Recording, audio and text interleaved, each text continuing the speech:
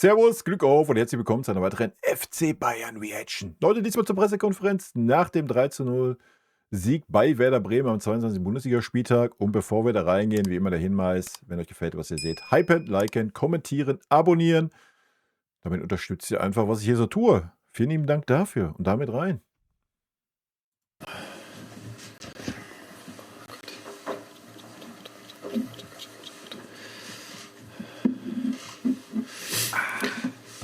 Ja, schönen guten Abend, herzlich willkommen Moin. zur Pressekonferenz nach dem Spiel von Werder Bremen Moin, gegen Bayern moin. München hier im ausverkauften Weserstadion. Gewinnen die Bayern am Ende 3:0. Gratulation an die Münchner. Da Vincent Kompany gerne gleich direkt auf eure Fragen antwortet, möchte ich dich, Daniel, bitten, dein Statement zum Spiel abzugeben. Bitte schön.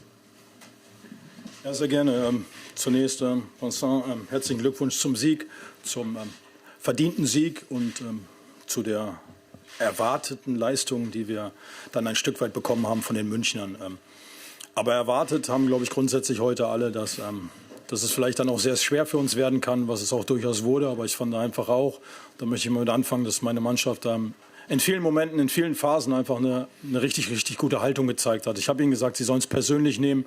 Sie sollen für dieses Momentum einfach auch viel, viel arbeiten. Und gerade in der Halbzeitpause, wenn man dann mit 0-2 gegen die Bayern zurückliegt, dann kann man relativ schnell auch eine Reise bekommen. Das 3., 4., 5., 6. Tor. Und da muss man sich ein Stück weit wehren. Und das, was zu Beginn der zweiten Halbzeit passiert ist, das war cool. Also es hat mich wirklich gefreut, weil wir kurz davor waren, diesen Funken dann wieder in dieses Stadion zu bringen, vielleicht die Kurve anzuzünden, weil wir sehr, sehr nah dran waren, ein Tor zu schießen. Und das hätte uns sicherlich auch sehr, sehr gut getan und uns einfach... Ja, gehe ich mit. Gehe ich 100% mit, was er sagt. Auch erste Halbzeit, der Anfang von Bremen war sehr, sehr stark. Zweite Halbzeit aber, ja, ich habe es ja gesagt in meiner Analyse, den Bremern fehlt einfach vorne jemand, der Tore schießen kann. So, ja, das ist das ganze Thema. Also sie waren ja in den Räumen, sie haben auch gewisse Halbchancen kreiert, aber niemals das Ding zu Ende gespielt auf irgendjemanden, wo man sagt, das ist der Zielspieler, der kann die Tore da vorne knipsen. So. Das ist, glaube ich, das Thema, was Bremen gerade fehlt. Und er hat recht, in dieser Phase, diese Viertelstunde, 20 Minuten knapp nach der Pause, wo wir so nach 10 Minuten immer ein bisschen besser reingekommen sind und dann irgendwann das Heft des Handelns wieder voll übernommen haben. Aber in dieser Phase hätte Bremen da ein Tor gemacht, ja, dann wäre da noch mal, also wir brauchen nicht über die Rivalität zwischen Bremen und Bayern reden, auch wenn das sportlich gerade Welten trennt so. Ja, wenn da das 1:2 fällt, dann ist da noch mal richtig Kasala. Und wie wir heute gesehen haben, haben wir auch teilweise viel, viel zugelassen. Ja, nur Bremen konnte es halt nicht zu Ende spielen oder ausspielen. So, ja. Das lag zum einen an einem sehr, sehr starken Leon Goretzka, der defensiv sehr, sehr viel weggearbeitet hat. Und zum anderen halt auch, dass Bremen so der letzte Kicker vorne gefehlt hat. So, ja, aber ansonsten stimme ich seiner Analyse zu, ja. Was jetzt nicht heißt, unsere Leistung muss man jetzt schlecht reden oder so, das auch nicht, ja. Wir haben eine gute Leistung gemacht, wir haben dagegen gehalten. Die haben diese Phase überstanden und haben das Spiel wieder in die Hand genommen und haben unser Stiefel runtergespielt, ne? auch geholfen. Und dann hätten wir vielleicht ein Stück weit ja noch mehr ärgern können, als wir es phasenweise auch getan haben. Aber grundsätzlich muss man natürlich auch erkennen, wenn man leichte Fehler macht, dann werden sie auch extrem bestraft. Und das ist dann gerade nach dem 2:0 auch passiert, im Umschaltmoment, erste Halbzeit der Elfmeter und das zweite Tor im Spielaufbau. Da ist die Konsequenz dann einfach der Münchner so stark und so groß, dass man ja dann aufpassen muss, dass man nicht allzu häufig an der Mittellinie mit eigenem Anstoß steht. Nichtsdestotrotz fand die Energie war da meiner Mannschaft. Wir sind auf unserem Weg und wir haben heute dafür gearbeitet, um in der kommenden Woche dann gegen Mannschaften oder in den kommenden Wochen vielleicht auch gegen die Mannschaften zu punkten, gegen die es ein Stück weit einfacher sein sollte. Vielen Dank. Ja, Daniel, vielen Dank. Jetzt ist Zeit für Ihre und eure Fragen. Bitte kurzes Handzeichen, Mikro wird gereicht. Wir gehen hier in die zweite Reihe, bitte. Kienast vom Spiegel, Herr Kompany, Glückwunsch zum Sieg. Leon Goretzka Vom Spiegel? hat heute 90 Minuten durchgespielt. Starke Leistung, offensiv wie defensiv. Ja. Wie haben Sie ihn wahrgenommen, jetzt nicht nur in diesen 90 Minuten heute, sondern gerade auch in den letzten Tagen? Auch Also war das beste Spiel von Leon, was ich diese Saison gesehen habe. Ja, das muss man mal sagen. Vielleicht tut es ihm auch gut. Ich habe ja in meiner Analyse gesagt, ich mache mal eben immer wieder im Ich habe ja in meiner Analyse gesagt, man hat so das Gefühl, dass sich unsere Zentralmittelfeldspieler so ein bisschen von Joshua Kimmich emanzipieren, ja. Leo Goretzka ist nächste Saison nicht mehr da. Kann dem jetzt auch scheißegal sein, was noch so ein Joshua Kimmich irgendwie, jetzt mal blöd gesagt, von ihm hält oder whatever, ja. Ähm, Jetzt nicht zwischenmenschlich oder sonst was, aber ich denke, sportlich hat man das heute gesehen. Und in Goretzka war es scheißegal, wo ein Kimmich rumgedümpelt ist. So, ja. Leon hat sein Spiel gemacht. War in den Räumen, wo er meinte, da muss er hin. Ja. Sowohl defensiv wie offensiv. Er war offensiv viel, viel präsenter wie Josua und defensiv brauchen wir gar nicht drüber reden. Ja. Also, vielleicht tut Leon das auch gut so, ne? Dass er sagen muss, ey, ich muss jetzt nicht immer hier alles auf den zentralen Fixpunkt hier immer den Ball abgeben, machen, tun und irgendwo in irgendwelchen Räumen rumstehen, wo ich eigentlich gar nicht rumstehen möchte. So, ja? Nur damit der große Meister da dann seine Räume frei hat oder sowas. So kam einem das halt teilweise vor. Also es ist halt schwierig, diese Leistung von Leon Goretzka gerade ein bisschen zu erklären, wenn man ehrlich ist, ja. Weil wenn Leon immer so gespielt hätte, dann wäre man ja nie auf die Idee gekommen zu sagen, ey, Leon passt nicht in diese Mannschaft oder passt nicht in dieses System. Ja. So. Aber wenn wir ehrlich sind, wenn man das heute gesehen hat, dann hast du dich gefragt, wofür ist Joshua Kimmich auf dem Feld? So, ja. Und dann war er natürlich auch noch schwach, Joshua heute. So. Training, nachdem er immer wieder Unruhe war, jetzt klar ist, dass er nur noch dieses halbe Jahr spielt in München. Spüren Sie, dass er jetzt noch sehr motiviert ist, in München in seinen letzten Wochen und Monaten was zu erreichen? Ja, wobei, was Ich denke, sehr das hat er wichtig gezeigt. ist, also Unruhe gab es überhaupt nicht. Es gab totale Ruhe von unserer Seite. Und Leon hat auch sehr, sehr gut trainiert. Und ich habe es auch gesagt, also es ist jetzt nicht über diese Leistung. Ich erwarte auch nichts Besonderes von Leon, nur dass er macht, was er immer gemacht hat. Und das hat er Aber das hat er heute nicht. Er hat heute viel, viel mehr gemacht, wie er sonst in den letzten Monaten immer gemacht hat. Ja, das ist ja der Unterschied. heute gebracht, nicht weniger, nicht mehr. Ich fand schon, dass das Und dieses viel, viel Vertrauen mehr haben wir war. immer für Leon. Aber ich sage es, die Geschichte mit Leon, ich bin immer gerne wieder zum Anfang, weil am Anfang mein erstes Gespräch mit Leon war, die Entscheidung von dem Verein ist, dass er vielleicht einen neuen Schritt machen muss. Und das war eine Vereinsentscheidung, das war vor 18 Monaten, das war unser erstes Gespräch. Aber im Training, dass wir respektvoll miteinander umgehen würden und dass wir dann sehen, nach der Transferperiode, was dann passiert. Und nach der Transferperiode haben wir noch einmal geredet zusammen und habe ich gesagt, okay, ist nichts passiert und jetzt ist alles wieder auf Null. Und er hat sich in eine ganz wichtige Rolle gekämpft letzte Saison. Das war eine schöne Geschichte für die Kader auch. Der hat sich diese Saison eigentlich auch immer sehr gut gehalten. Wie sagt man das? Er hatte immer eine sehr gute Präsenz in der Kabine auf dem Platz. Und natürlich, wenn die andere gut leistet, dann heißt das nicht, dass die Spieler das weniger macht. Und jetzt haben wir Leon gesehen, aber der war genauso im Training. Ja. Lange Antwort, aber ich glaube, der Kontext ist wichtig, weil also Unruhe gibt es eigentlich nicht bei uns, nur in den Medien. Genau, hier vorne. Wie immer. In die erste Reihe.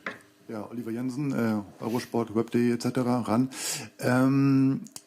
Wie sehr besorgt Sie teilweise diese ja doch leichte Verletzungsanfälligkeit von Manuel Neuer, die sich heute zeigte, und wie beruhigend ist es aber, einen Jonas Urbik hinter sich zu haben? Ja, beruhigend ist auch, dass Manu sehr entspannt aussah nach dem Spiel. Also wenn das schlimm wäre, dann wäre er vielleicht nicht so schnell wieder rausgekommen, für die zweite Halbzeit auf die Bank gesessen. Und Habe ich irgendwie was verpasst, wa? Sagt der Manu. Ich meine, ich weiß nicht, vielleicht habe ich die letzten paar Minuten erste Halbzeit vergessen oder was. Ich war natürlich relativ schnell nach Halbzeitpfiff nicht mehr vor der Glotze. Hat er sich beim Einlaufen verletzt oder was? Wild. ja, Vorsorgsmaßnahme und dass Jonas dann in die Hey, Jonas ist ein No-Brainer, da brauchen wir doch nicht jedes Mal drüber reden, Alter. Jonas ist ein super starker Torwart. So, ja. Auch schon wieder die Schlagzeilen, die ich lese, FC Bayern an dem Torwart interessiert, an dem Torwart für Nachfolge für Manuel Neuer. Ey, macht nicht diesen scheiß Fehler, Alter. Ja. So, der Nachfolger ist da, der ist integriert in diese Mannschaft, das ist doch auch noch wichtig, ja. Um den Punkt mal ganz kurz zu machen, da reden wir am Montag 18 Uhr live auf Twitch, könnt ihr gerne vorbeischauen, wenn ihr Bock habt, darüber zu quatschen. Da werden wir das Thema mal auffassen. Ich werde mir das gleich notieren, sonst vergesse ich das wieder. Aber Jonas Urbich ist doch dann 1,5 Jahre da. Na, der ist akzeptiert in dieser Mannschaft. Das sieht man doch, wenn der auf dem Feld kommt, wie er da auch die Mannschaft auch den Rückhalt gibt und alles. Der ist akzeptiert in dieser Mannschaft. Da kannst du doch da nicht anfangen, jetzt zu sagen, oh ja, wenn Manuel Neuer doch aufhören soll, ach ja, komm, dann verpflichten wir noch einen Torwart, der wieder völlig fremd ist in dieser Mannschaft und stellen den dahin. Hä? Das macht doch alles keinen Sinn. Ja? Ich weiß natürlich nicht, ob das nur Hingespinste sind von den Medien oder den sogenannten Transferexperten. Ich hoffe es. Ja? Weil, wie gesagt, du hast den Nachfolger in deiner Mannschaft. In diesem Moment reinkommen muss, wir haben totale Vertrauen. Also das war für uns Ja, so richtig. klar, dass wir kein Risiko nehmen dürfen und dann müssen wir auf Jonas vertrauen und das hat er auch 100%ig von uns. Geh einmal in die dritte Reihe, bitte. Dritte Reihe, bitte.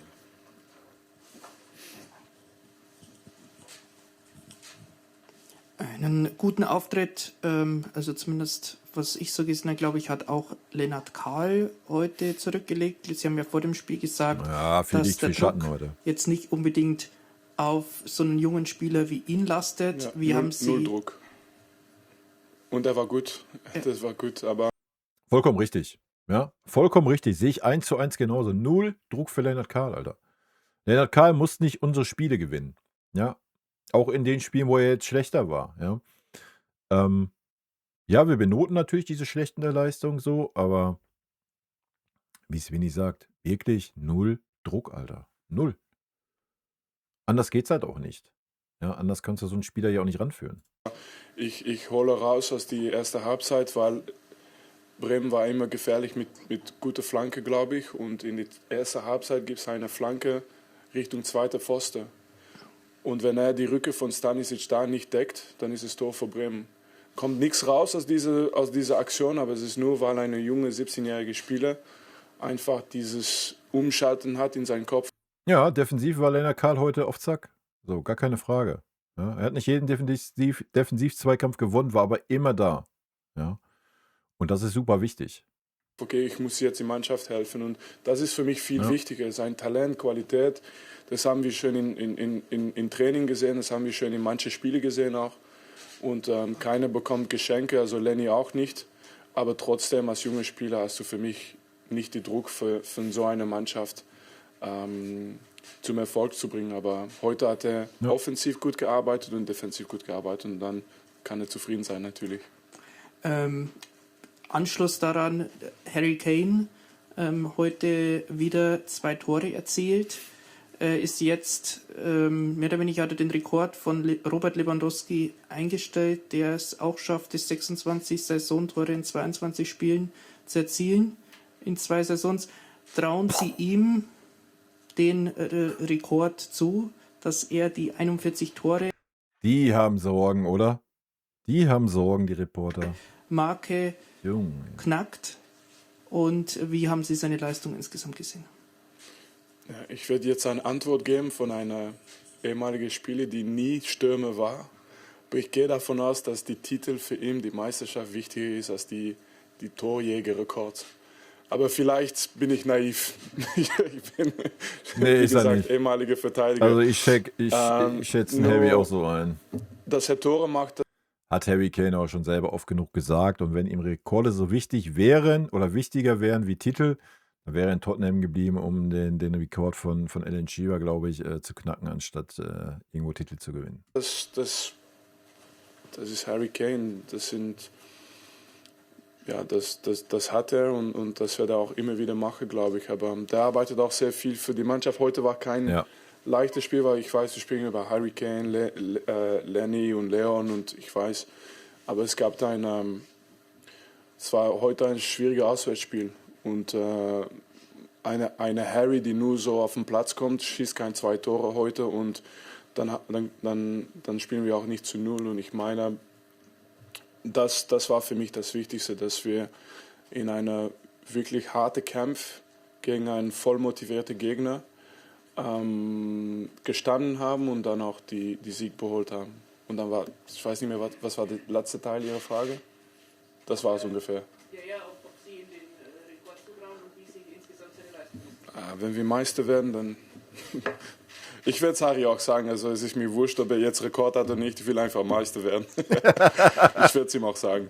Aber der muss einfach weiter für die Mannschaft arbeiten, aber der macht das auch. Er ist Kapitän von England, man darf nicht vergessen, dass das nicht umsonst ist. Ja, Jean-Julien ist so. Bär vom Weser-Kurier, bitteschön. Herr Thune, Sie haben viele mutige Entscheidungen getroffen heute in der Startelf, überraschende Entscheidungen auch. Heraus kam dieser korrigierte Auftritt, allerdings auch halt gegen Bayern München, wo viel gegen den Ball gearbeitet werden musste. Ist das ein Gerüst trotzdem für die nächsten Wochen, wo es jetzt gegen die Kellerduelle geht, oder müssen Sie was Neues sich einfallen lassen? Ja, es wäre zu vermessen, wenn man dann eine eigene Idee aufsetzt und glaubt, sie würde so umgesetzt werden können gegen Bayern München. Ich glaube, es ist wichtig, dass wir uns komplett am Gegner haben ausgerichtet haben. Ich glaube, offensichtlich war, dass wir versucht haben, die Tiefe der Flügelzonen zu bekommen. Felix Sago, glaube ich, mit einem Top-Spiel gesehen auf der linken Seite in der ersten Halbzeit. Justin hat seine Momente in der zweiten Halbzeit gehabt, wo er dann auf meiner Seite war, wo ich ein bisschen antreiben konnte. Es war wichtig, das Zentrum komplett zu überladen, das Zentrum kompakt zu halten gegen die Ballqualität. Ich fand, dass Cameron Puertas auch wieder da ist, es gezeigt hat. Die anderen drei im Zentrum auch, es war ein Step-up, auch wenn Senne bei den ersten beiden Toren vielleicht nicht so eine glückliche Figur abgegeben hat, aber hinten raus kam. Ja, und Romano ist, glaube ich, auch heute so ein Stück weit, nicht um sein Leben gerannt, aber hat alles dafür getan und sich dagegen gewehrt. Und deswegen, das war die Entscheidung. Sie haben jetzt gesehen, dass ich sehr, sehr viele Spieler in 2 Spielen auf dem Platz hatte, sehr viele unterschiedliche Spieler. Ich bediene mich in diesem Kader. Dieser Kader hat mir in den letzten 14 Tagen oder 10 Tagen sehr viel angeboten. Alle sind couragiert. Jetzt ist es wichtig, dass sie mir vertrauen, dass sie mir glauben. Heute habe ich ein paar gesehen, die das tun ohne Vorbehalt. Und entsprechend jetzt müssen wir gucken, was St. Pauli uns anbietet. Es wird eine Balance sein von dem ich überzeugt bin und dem, was uns der Gegner anbietet. Aber ich fand die Ordnung heute in diesem 3-4-2-1 nicht so verkehrt. Habe es schon häufiger gespielt und wir mussten natürlich aber jetzt auch wieder ein bisschen zurücknehmen. Niklas Stark reingebracht, mussten wir runternehmen. Sie haben gesehen, Kuli, ich weiß nicht, was er hat, musste Karim Koulibaly, musste auch runter vom Platz. Aber auch da hat mich gefreut. Julian war da, ist reingekommen, einen besseren Eindruck gemacht als letzte Woche. Senne Linden in der Kette. Ich brauche diesen Kader, ich brauche die Breite und die Tiefe. Aber nochmal, um Ihre Frage konkret zu beantworten, es ist schon etwas, was in meiner Fantasie eine Rolle spielen kann, in der Ordnung zu bleiben. Gehen wir mal in die letzte Reihe zu Thomas Hörner von der Süddeutschen Zeitung, bitte.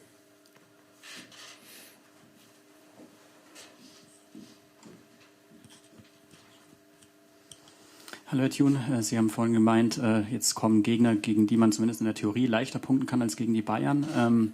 Das ist sicherlich richtig. In der Vorbereitung auf das Spiel, also wollen Sie dann auch sozusagen auch das, was Sie in Worte da gepackt haben, auch als Haltung etablieren? Also ist es auch in der Herangehensweise nochmal was anderes als einfach, wenn man als Außenseiter gegen die Bayern spielt? Ja, wichtig, dass es nicht despektierlich gegenüber dem kommenden Gegner gemeint ist. Das ist mir völlig klar, sondern es ist einfach dieses Respektvolle oder auch das Wertschätzende dem FC Bayern gegenüber. Ich glaube, das ist das Maß aller Dinge aktuell in der Bundesliga sowieso. Und deswegen glaube ich, dass es vielleicht ein Stück weit einfacher werden könnte bei den nächsten Gegnern. Aber das wird, genauso wie Sie sagen, das wird nicht funktionieren ohne eine gewisse Haltung. Und das habe ich heute gesehen. Uns hat es unheimlich gut getan, nach dem Spiel in die Kurve gehen zu dürfen. Letzte Woche war es aushalten in der Kurve. Aber klar ist dieser Auftrag dann auch, wenn man so freundlich in der Kurve empfangen wird, dass man in den nächsten Wochen halt auch zusehen muss, dass man punktet. Und das wollte ich damit sagen, also dass wir schon grundsätzlich mit dieser Art und Weise, wie wir agiert haben, in das Spiel gehen müssen. Aber trotzdem müssen wir in beiden Boxen ein Stück weit mehr Schärfe beweisen. Ist dann nicht immer nur Glück und Pech, aber heute hat man halt gesehen, Innenpfosten rein, wenn es dann Innenpfosten war. Ich weiß nicht ganz bei Harry Kane und die Qualität von Harry Kane. Marco Grüll hat ein bisschen Pech mit seinem Pfostenschuss.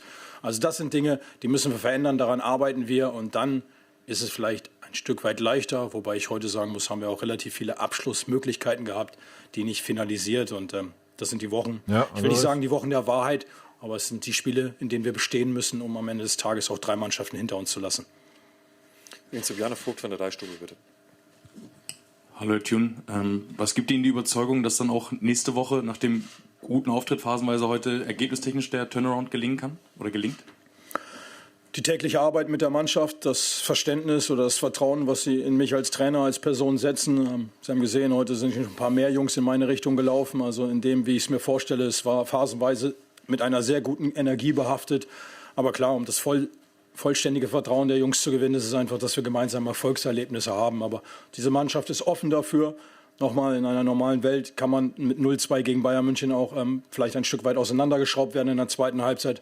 Das hat sie nicht getan, sie hat sich gewehrt und das gibt mir einfach auch das Gefühl, dass sie bereit ist zu gehen. Und ja, am Ende des Tages, jetzt sind es ja jetzt schon, glaube ich, 12, 13 Spiele nicht gewonnen, keine Ahnung, ist auch völlig Wumpe. Wir müssen zusehen, dass wir jetzt einfach auch mal ein Tor mehr schießen als der Gegner und wir arbeiten beharrlich dran und ich glaube, ein Stück weit glauben die Jungs mir mittlerweile auch schon. Sehr sympathischer Mensch. Trainer. Sehr sympathisch. Finn Valenziak von der Bild, bitte. Ja, moin, Herr Thune. Sie hatten sogar heute mehr Schüsse aufs Tor als die Bayern, haben sich trotzdem dagegen entschieden, ihre beiden Mittelstürmer. Das stimmt nicht. Schüsse hatte Bremen mehr, aber nicht aufs Tor. Aufs Tor waren es bei Bremen, glaube ich, nur 2. Bei uns 7 oder so. Aber Schüsse insgesamt hatte Bremen mehr, ja. Was immer da als Schuss gewertet wird. Ne? Aber aufs Tor ist natürlich nicht richtig. Zu bringen, sind beide 90 Minuten auf der Bank geblieben. Warum? Hatte das leistungstechnische Gründe oder ging es heute wirklich viel um Taktik? Ja, am Anfang war es sicherlich der Matchplan.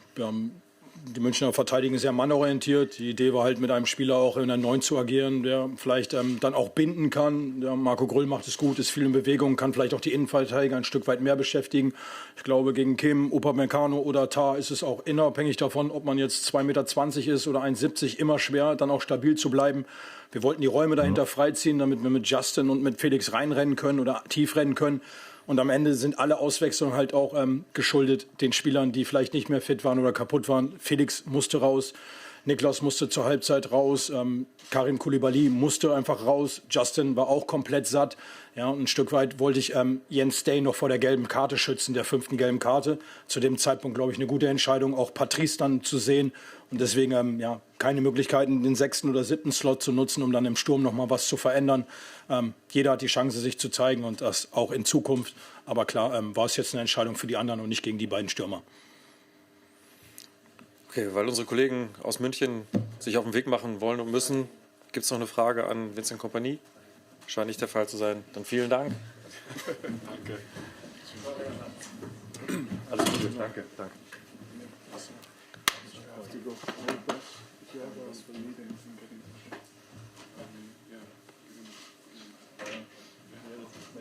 Spiel ein bisschen.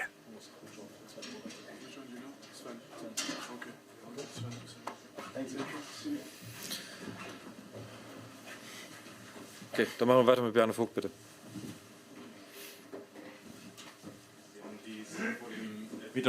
Ja, wir nehmen die Frage noch mit, ne? Schon angesprochen kurz mit Senne, inwiefern muss er sich bei beiden Gegentoren einfach cleverer anstellen? Inwiefern sieht er einfach unglücklich aus? Ja, wenn man einen jungen Spieler wie Lennart Karl auf dem Platz sieht, dann sieht man, wie schnell seine Bewegungen sind. Da kann er sicherlich eher den Raum blockieren, anstatt dass er in den Zweikampf geht. Das ist in der Box gefährlich mit den kleinen Haken, mit dem leichten Kontakt und dann ist es dann nachher vielleicht ein Foulspiel. Entsprechend, das war nicht Nee, es ist nicht vielleicht ein Vorspiel, es war ein Vorspiel. Es war ein klarer Elfer. so optimal und der zweite Fehler war ja im Spielaufbau dann. Ich glaube, das hat uns grundsätzlich gefehlt, dass wir das ein oder andere Mal auch falsch entscheiden. Ja, das war wirklich, also den Fehler habe ich auch nicht verstanden. Er hätte so viel Zeit gehabt, den Ball zu spielen. Das war ja nicht so, dass direkt jemand nach Ballannahme da war. Also das war nicht gut. Entscheidungen getroffen haben, nicht zu schnell gute Entscheidungen getroffen haben. Aber mit einer gelben Karte, verschuldeten Elfmeter und nicht oder eine Beteiligung am 0-2 würde ich behaupten, dass er danach 70 Minuten lang was richtig Gutes gemacht hat in unterschiedlichen Positionen, rechts, links in der Dreierkette. Er ist stabil. Ein bisschen werde ich die Hand über ihn halten. Das Ding ist jetzt durch, aber klar, er hängt ein Stück weit mit drin. Aber darum geht es ja gar nicht. Es geht darum, was wir daraus lernen können. Und dann ist er vielleicht so ein bisschen gerade für uns dann die Blaupause, wie man es gegen Bayern nicht machen soll und in der nächsten Woche halt auch nicht. Alright. So sieht's aus. Scheint's gewesen zu sein. Dann euch vielen Dank. Aus den Fehlern muss man lernen. Ne? Ganz einfach. So ist es. Leute, schönes Wochenende wünsche ich euch. Haut rein. Vielen lieben Dank für euren Support hier auf dem Kanal. Und in diesem Sinne, gute Freunde kann niemand trennen.